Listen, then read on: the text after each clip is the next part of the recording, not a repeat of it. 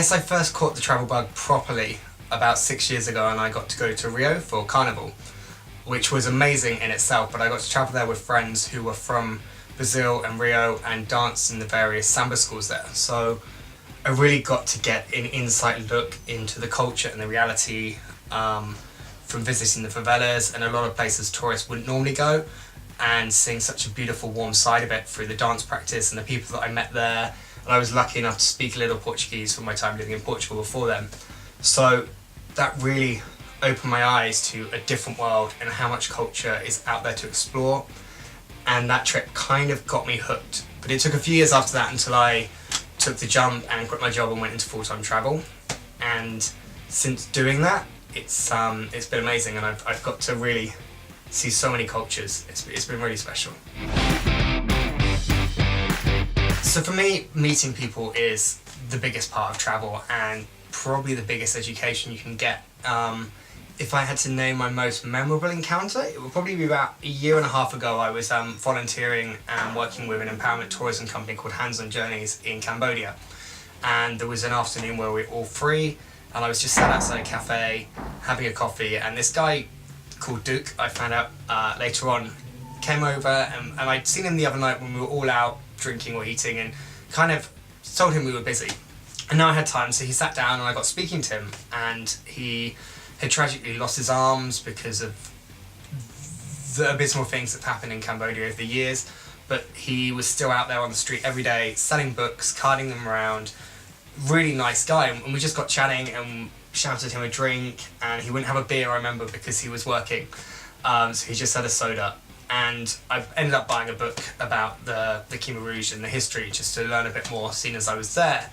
And I told him what I was doing there with the projects and the teaching English, etc. And he came back with a little Cambodian language book and said, "This is for you on me, so that when I come back next time, we can speak better in Khmer and Cambodian."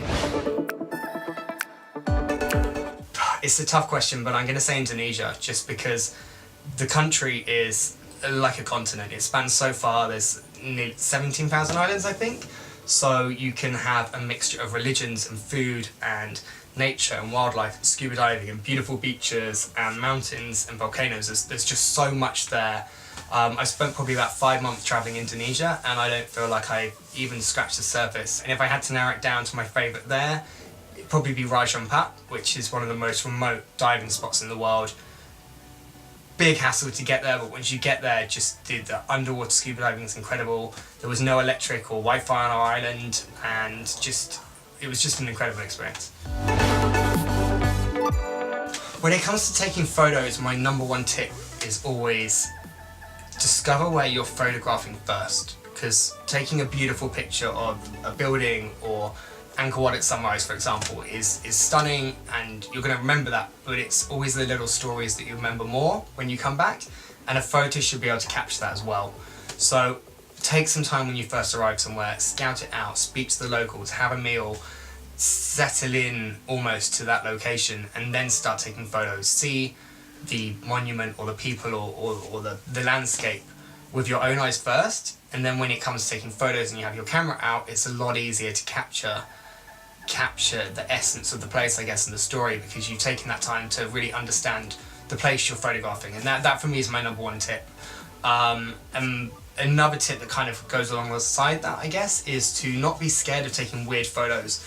If you have to lie down on the floor or climb to the highest point, or I've thrown cameras up in the air before just to get different angles, probably don't do that. But yeah, if you're the crazy guy lying down in mud, people look at you like you're nuts, but that's kind of how you get different angles and different views of photos and places that have been taken so many times before that you can kind of capture it in a unique way.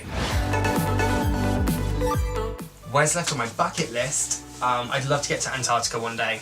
That's very high, be my 7th continent, and it's somewhere that I just would love to get to for the remoteness and the nature, and do it properly in a way that doesn't harm the environment, which is a big battle I have. But I also like going back to places that I've been before. You know, I've been to Sri Lanka a couple of times, Indonesia plenty of times. I'd like to get back to Oman. Italy is one of my favourite countries when I'm back in Europe, just to spend time anywhere in Italy. So I think it's really important when you travel not to just chase countries and numbers, but actually, if you've left a bit of your heart somewhere, go back and see it and just enjoy it and remember why you fell in love with that place in the first time.